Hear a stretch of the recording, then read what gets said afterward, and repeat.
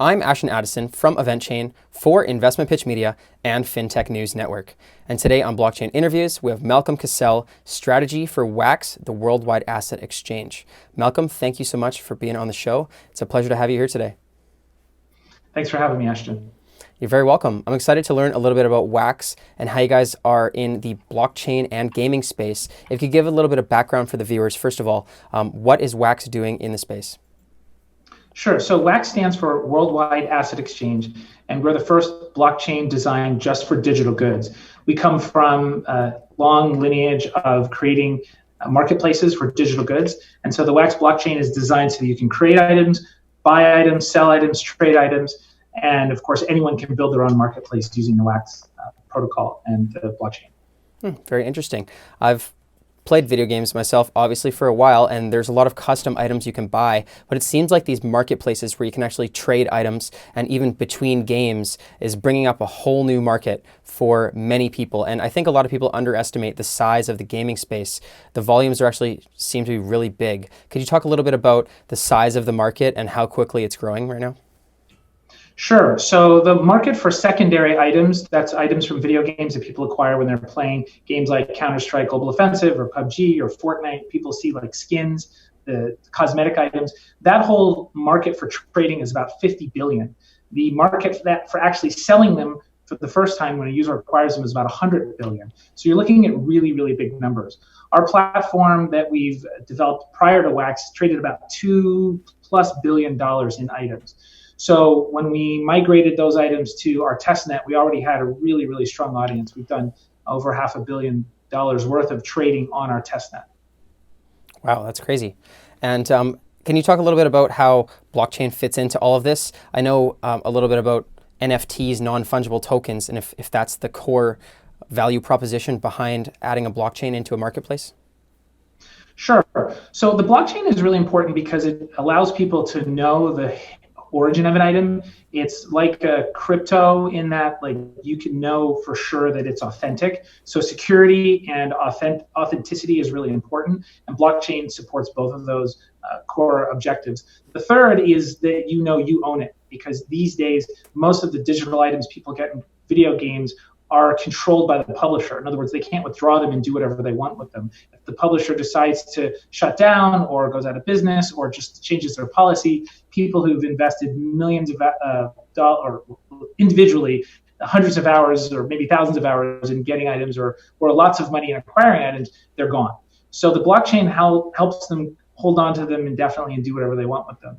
And WAX is essentially the mechanism by which people not only generate those items or access them, but then also swap them back and forth. Mm-hmm. Then developers can go and build lots of amazing tools and applications and businesses on top of the WAX blockchain.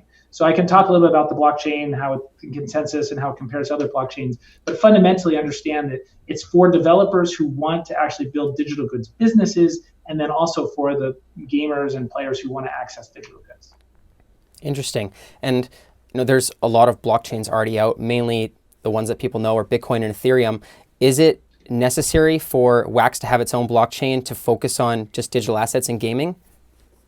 Absolutely. Ethereum is really a non-starter when it comes to digital goods businesses. The prices are variable, so you don't know how much it's going to take to transfer an item from one person to another. It could take 10 minutes to half an hour. That just is not viable for digital goods businesses. People want it free and they want it instant. So our blockchain is designed especially for that. So we took the EOS.IO approach. We created a delegated proof of stake system. Mm-hmm. So transactions are instantaneous and they're free. We've made a lot of improvements to the basic governance to how a DPoS chain is run. I can talk about those, but it helps the chain run much more effectively. As you know, chains like EOS are having a lot of problems now because of governance issues. And we also see there's differences when you look at, say, what we're doing relative to Tron or others. We can talk about what we do from a developer standpoint to make it easy for them to onboard and utilize it, and also what it is we do bringing lots of customers, because we have 7 million customers from our existing item trading business we can migrate over. So we're growing every day more and more users on our blockchain as we're migrating them over. Mm-hmm. And those become really attractive for people who want to build applications and they want to access users. Totally. And in terms of all those users, that's a huge amount already. So congratulations to that. But I see that there's usually technical barriers, and it's not as bad with gaming people because they're usually tech savvy. But have you guys focused on user experience? And do you need any knowledge about blockchain to trade the items or to understand how the items are scarce resources on a blockchain? That's, I'd say, our core competency is ease of use, because we've been dealing with gamers for a long time. We understand they want it and they want it right now. They don't want to have to learn about blockchain, learn about private keys to do what they want to do with their digital goods. If that means trading them or swapping them or playing more games with the items they already have. So we have a lot of innovations around that. So one of them, for example, is our cloud wallet. The cloud wallet means that you can log on with a username and password. You don't have to touch your private keys to be able to access all the components of the blockchain that are usable and really valuable. Those digital keys that the dApp developer can manage on behalf of the user basically separate them from having to worry about it. And it's very, very useful for a developer who wants to make something easy for their user. And it's great for a user who just wants to say, hey, look, I just want to log in. And of course, they can use things like Facebook or Twitch or WeChat, et cetera, to log into the system using single sign-on. And then they can access the creation of new items or trading those items. So we've essentially created a layer, we call them microservices, that sit between the blockchain itself and the user experience. And in that set of APIs, the developers can do things that make it easy for the consumers. And that's really what's been missing with Tron and missing with EOS and other delegated proof of stake systems. And I'd say most layer 2 solutions as we see them out there. Mm-hmm. Yeah, it seems there's a really big focus on developers and building dApps, and I think that's one of the ways that blockchains have grown so quickly is they make it really easy for developers. What's the current community look like for developers in Wax, and how are you guys incentivizing them to versus using EOS or Ethereum to stay building on Wax? Well, I think a lot of them are coming to us because they see the ease of use, they see the customers, and they see that we're committed to the community having control over things, but not doing it so fast that it makes the experience horrible for everyone. So we have games like Prospectors, one of the top EOS games that's incorporated with Wax, is doing really, really well. Splinterland is another fantastic card game that migrated over to Wax. And there's lots of tools in the EOS ecosystem who have jumped onto Wax because they were really excited about what we're doing. From a governance standpoint, we've also created this thing called the Inspector General. So that means that the community actually gets to govern itself and decide who's a qualified block producer, or in our ecosystem, we call them guilds. So with that, the community gets to drive those decisions. They get to bubble up and they get to score and rank so that we don't see collusion. We don't see block producers who are not really contributing to the ecosystem still in the top 21, for example. That just doesn't seem fair. And the community themselves get to self-police around that. And that's been very attractive to a lot of developers and fantastic block producers. Wow. And there's games that are built on the blockchain, like games that are built using EOS. There's a lot of different people are starting to develop things like that, but there's also just games like Call of Duty and where you can take items and put them on the blockchain. How do you see the future of blockchain gaming? Is it full games on the blockchain or just utilizing parts of it? So the blockchain is a very challenging component, technically. It's immature relative to the tools that most game developers are used to using when they develop games. So they're very reticent to jump on board quickly. Now, the reality is indie developers are very excited, even though the tools are relatively immature, because they recognize it's a fast-growing market. They can get a first-mover advantage, and some of them can actually be very successful. We've seen a few examples of games that are doing single-digit millions of dollars in revenue. We've seen a few break out to do more than $10 million in revenue, and for an indie game developer, that's a lot of money. So we're still waiting to see the real breakout hit, something that can do, say, tens of millions or hundreds of millions of dollars in revenue.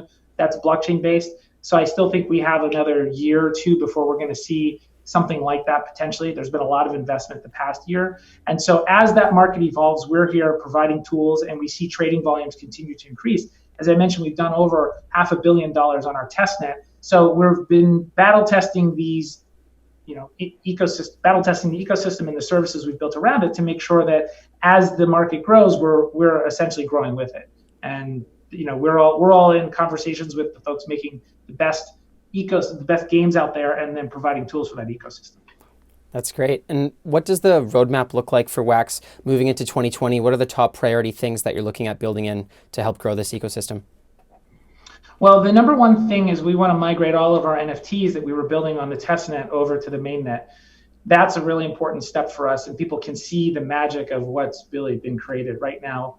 We still have a lot of functions still running on the testnet. Our mainnet went live in mid-year, and now we've been migrating things over. So now all accounts now are migrated over, or as they log in, they get migrated if they're an old account, and that'll continue to roll out. The cloud wallet was one of the features I just mentioned. That just went live, and that's a really fantastic feature. There's many more things coming behind that, but I would say those are the three most important ones right now.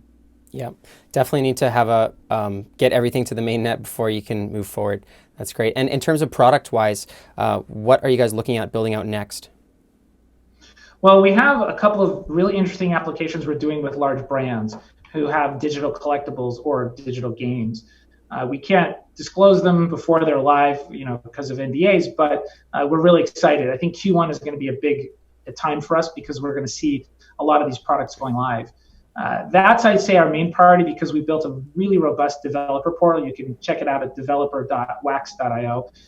The developer hive is really beautiful. It has live demos running. People can see tutorials, how things work. So that's really where we're working with developers to leverage those tools to then build their applications. I think we've put more time into making tools easy to use, easy to understand than any other chain out there. You'd be hard pressed to find one that's put as much effort into making it easy for developers to incorporate our tools. And then, of course, also deliver a fantastic user experience. I think what gets delivered ultimately is very easy to use. And that will benefit the developers long-term and benefit the ecosystem. Totally. And there's just so many millions of developers that know traditional languages that if they're easily able to jump into blockchain with a one-step process or something, if you can acquire all of the developers that are currently understand Python and Ruby and all of these other languages, you could be the most developed blockchain out there, I would say. It's possible. I think ease of use is going to trump everything, and of course, chains that are reliable, deliver high quality in terms of speed and keeping the costs low, that costs don't blow out of control or balloon because of either attacks on resources and other kinds of problems with block producers. So I think if we continue to maintain the quality that we have now and make the ease of use number one priority as we have, then I think yes, it can attract a pretty wide ecosystem of developers. So fingers crossed. We have a lot of work to do ahead of us, though. Sounds like you guys have a lot on your plate. And I was also reading that not only are you guys tokenizing, digital assets within games and digital collectibles, but there's also the ability to start tokenizing real-world collectibles. There's a lot of people that collect figurines or they collect sneakers and things, and there's a market for that as well. Is that something that you guys are anticipating is going to grow, and there's a lot of money to be made there, or are you focusing mainly on the digital assets? Yeah, tokenizing digital goods or tokenizing consumer products is, I think, a big part of what Wax is really optimized to do. So we tokenized, sneakers, as you mentioned. We did a big promotion with Fnatic that was unbelievable. People could not even have predicted how engaged people were. We just did something with the Celebrity Esports Challenge, and the loot box was really easy to use. One click, and when they opened up that loot box, they could get, of course, digital items, purely digital items, but then they also had physical items, the Samsung television or a pair of sneakers. It was essentially an NFT that enabled you to redeem it for that item. But of course, it could trade, it could be sold and change hands many, many times before it actually got redeemed. So that tokenization of consumer products is a really powerful concept, something that we're excited, we think we're going to see more of, especially in esports. As you know, promotions and giveaways and commerce are a big part of that world, and we're providing tools for that. So far, working pretty well. That's great. And as the blockchain gaming space moves forward, I can imagine some of the biggest players in the world are eventually going to jump on.